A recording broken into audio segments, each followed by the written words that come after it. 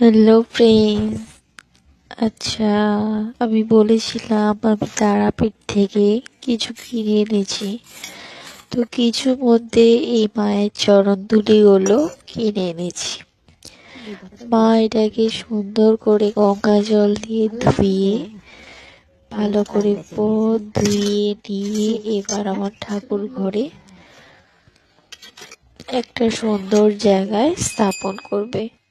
তো দেখতেই পাচ্ছ আমাদের ঠাকুর ঘরের ভেতরে তারা মায়ের মূর্তি আছে। ওইখানেই আলতা দিয়ে ভালো করে মায়ের পায়ে দিচ্ছে।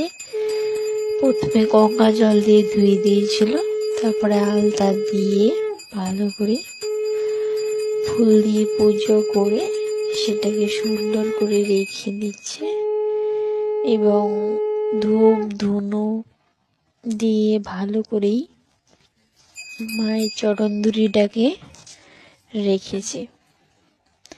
তো বন্ধুরা, মায়ের এই চরণ ধুলিটা কেমন লেগেছে তবে তোমরা সবাই আমায় কমেন্ট করে বলো। টাটা বন্ধুরা।